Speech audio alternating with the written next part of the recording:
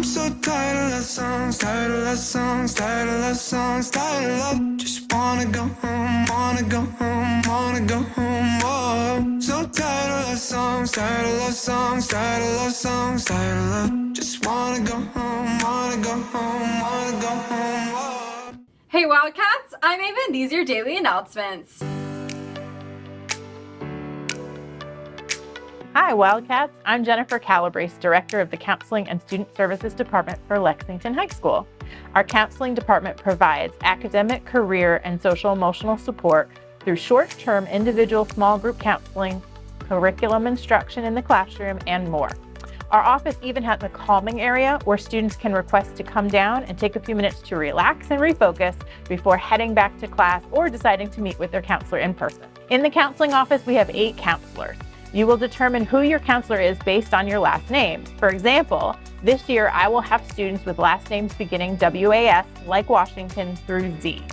If you have questions or need to make changes in your schedule, please let your counselor know. You can request to meet with them by clicking in the counseling website and finding their email to email them directly, or stop by the counseling office to check in with us. Students will have the first 5 days of the semester to make any necessary changes. Some changes you may need to make are if you're missing a core class like English, math, science, or social studies, if there's a blank or open spot in your schedule, if one of your classes is at the wrong level, for instance, it's honors and should be AP or vice versa. And then, is there a class on the schedule that I've already passed, already taken? You cannot get credit again the second time, so that will need to be changed. Some other courses and reasons that we would not make a schedule change would be because you're asking for a different teacher, a different lunch period, to be with a friend, or you just don't like that course. Sometimes we just can't make that change for you. All right, so please stop by the counseling office, come see us, and we are excited for this year. Have a great day. Students, you'll be able to pick up your student ID every morning and during lunches this week in the cafeteria.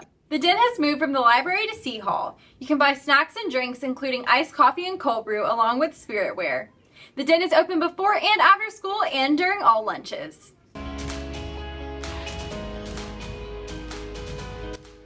Hello Wildcats, I'm Dr. Burgess, and some of my responsibilities include the master schedule, dual enrollment, graduation, and I work with the 12th graders.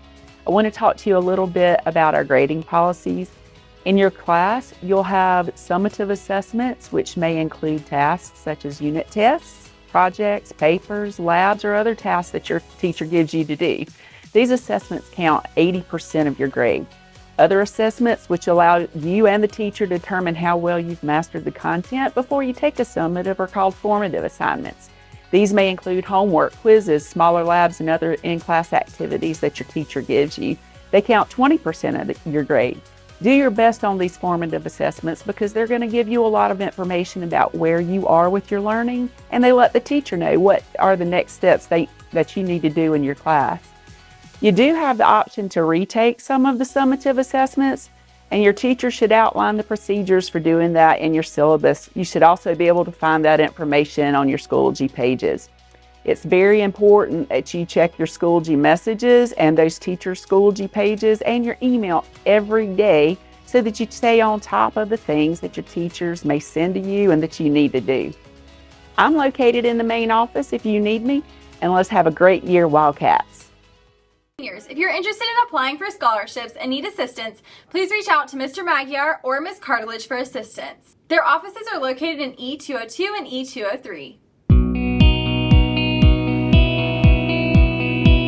Hello Wildcats, I'm Mr. Williams and I'm one of your assistant principals here at Lexington High School and proud to work alongside all of you. I also work with attendance and students with Section 504 plans. Today we're going to discuss school attendance and how to stay on track. Juggling school, extracurriculars, and life can get hectic, but staying on top of attendance is very important for you as a high school student. This video will guide you through the school's attendance policy, and remember, showing up for class is the key for success. Know your limits of unexcused absences. If you're in a year-long course, you're only permitted 10 unexcused absences. For a semester course, you have a limit of 5 unexcused absences, and then for a quarter course, you only have 3. You must get these absences excused if you miss school. If you miss school, you have 3 school days to turn in a doctor's note or other valid excuse. Please turn those in to Ms. Segal in the front office. Parent notes. While a parent note isn't considered an excused absence, it does not count towards truancy. Staying connected with PowerSchool will help you know your absences. Some of your unexcused codes in PowerSchool will be marked as UNEX, PN, or DSML. Our Sears attendance recovery will be offered this year at each semester, and there is a new change.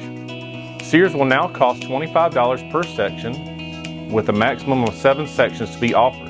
If you exceed your unexcused absences and Sears days are offered, you could fail your courses due to attendance. Truancy. What is truancy? Missing school without a valid excuse is considered truancy. This is serious. Missing 3 consecutive days or 5 total days can lead to truancy being filed and can lead to a court order to attend or other consequences. School administration will add a student to an attendance improvement plan prior to filing truancy in order to support students with too many unlawful absences. Lawful excuses for absences include doctor's note or appointment. The doctor's note will excuse your attendance. A death in the family or bereavement. There's a maximum amount of days in this excuse for a bereavement absence. Other school excuses that are excused. School activities. Participating in an approved school trip or activity is excused. Special events or on-site activities with principal approval are also excused. And then principal approval. Some absences can be approved by the principal, and these absences must be approved within 7 days of the planned absence. If these days are not approved, students will not be excused and have to use their absences provided. Some other things to know about signing out. Parents must sign out your student in person on the day of. A parent or guardian must sign you out and show a valid ID. Just a heads up, sign-outs are not allowed between 3:15 and 3:45 p.m.